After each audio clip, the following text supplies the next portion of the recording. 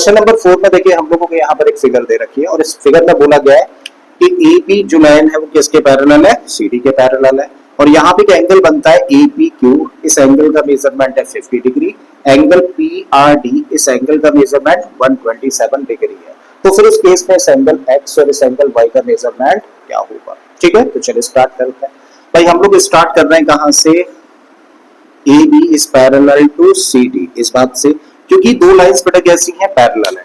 और अगर ये दो लाइंस पैरेलल हैं तो देखिए इन दो पैरेलल लाइंस को ये लाइन क्या कर रही है, कट कर रही है, मतलब ये अपने आप में क्या हुई, ट्रांसवर्सल। और अगर ये ट्रांसवर्सल है तो उस केस में देखिए इस एंगल जो कि हम लोगों को 50 डिग्री का दिया है और इस एंगल के बीच में क्या रिलेशन है भाई, इन दोनों एंगल्स में से एक ट्रांसवर्सल के एक साइड में, दूसरा दूसरी तरफ है और दो पैरेलल लाइंस के बीच में है, मतलब ऑल्टरनेट इंटीरियर एंगल्स हुए। और पैरेलल लाइंस के केस में ऑल्टरनेट इंटीरियर एंगल्स कैसे होते हैं, इक्वल होते हैं। इस बात को हम लोग लिखते हैं। तो हम लोग शुरुआत कर रहे हैं कहां से, since A B is parallel to C D and कौन कट कर रहा है बेटा, P Q, and P Q cuts that, therefore x equal to what, किसके बराबर होगा, एंगल ए पी क्यू के बराबर होगा।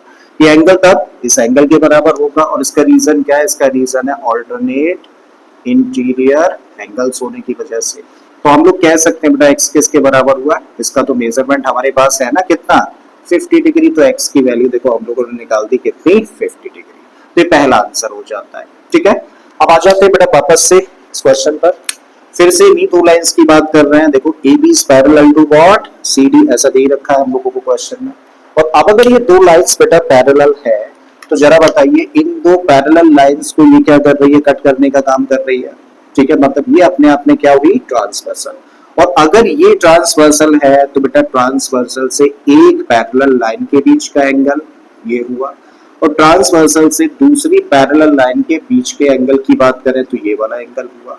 और इन दो एंगल्स में क्या रिलेशन हुआ था भाई, इन दोनों एंगल्स की बात करें तो इन दोनों एंगल्स में से एक ट्रांसवर्सल के एक साइड में है और दूसरा ट्रांसवर्सल के दूसरी साइड में है।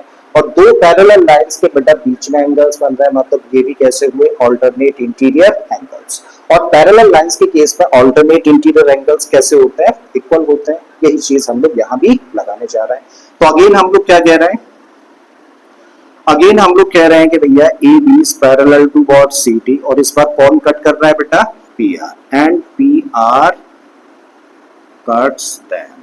देयरफॉर कौन कौन से angles, therefore angle A P R, angle A P R must be equal to what, angle P R D. ठीक है, तो लिख दीजिए एंगल पी आर डी।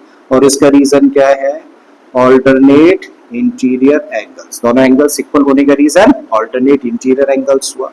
अब बेटा पी ए आर पी, जो A R P, A P are sorry, A P are जो ये एंगल है इसके अंदर देखो दो एंगल्स हैं, एक तो ये वाला और दूसरा ये वाला। ये कहने का मतलब क्या है, 50 डिग्री इसका मेजरमेंट दिया ही हुआ है हम लोगों को क्वेश्चन में।